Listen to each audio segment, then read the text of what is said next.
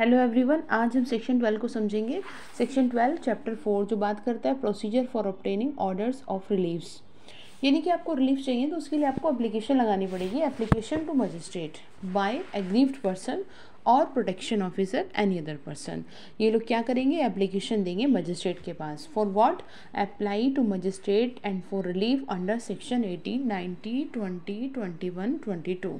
ठीक, इन सेक्शंस के अंदर जो मजिस्ट्रेट है वो क्या करते हैं, ऑर्डर ग्रांट करते हैं। अब ये भी नहीं कि जी आपने एप्लीकेशन लगा दी तो तुरंत आपको रिलीफ के ऑर्डर मिल जाए। तो यहाँ का जो प्रोविज़ो है वो ये कह रहा है कि ऐसा है, कोर्ट किसी भी तरह का रिलीफ ग्रांट करने से पहले कंसिडरेशन करेगा इस बात का कि जो प्रोटेक्शन ऑफिसर ने डोमेस्टिक इंसिडेंट रिपोर्ट फाइल की है उसमें रियल में प्राइमा फेसाई ऑफेंस हो रहा है डोमेस्टिक वायलेंस में या ऐसे ही है बस। ठीक है, तो वो prima facie violence domestic violence हुआ है या नहीं ये देखेगा। और उसके बाद क्या कह रहा है, उसके बाद इसका सबसेक्शन 2 कह रहा है कि देखो ऐसा है, दो तरह के ऑर्डर इसमें आप और ले सकते हैं। कि पहली तो बात इन्होंने लिख दी है, the relief sought for under subsection 1 में include a relief for insurance of an order for payment of compensation of damages. मतलब कि आप इंश्योरेंस ऑफ ऑर्डर किस चीज़ का, कोई ऑर्डर भी इश्यू करा सकते हैं कंपनसेशन का या फिर डैमेजेस को पे करने के लिए।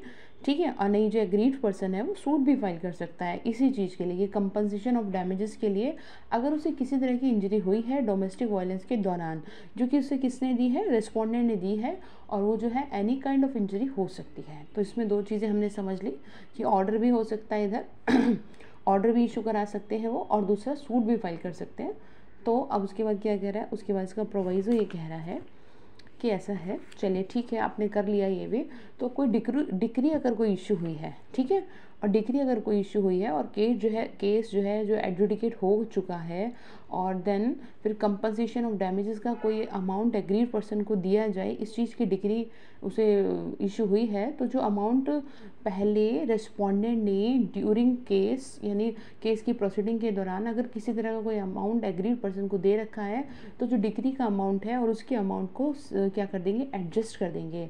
यानी कि एग्रीड पर्सन को जो किया है वो अमाउंट मजिस्ट्रेट सेट ऑफ कर देंगे जो कि डिक्री में दिया है फॉर कंपनसेशन ऑफ डैमेजेस।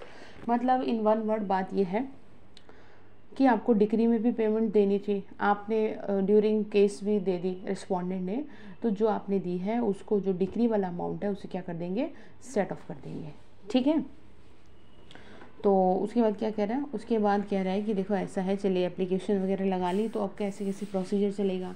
तो कह रहे हैं ऐसा है, 3 दिन के अंदर फर्स्ट हियरिंग आपकी कब होगी, from the date of receipt of application, जिस दिन आपने एप्लीकेशन लगाई विद इन 3 days आपकी फर्स्ट हियरिंग हो जाएगी।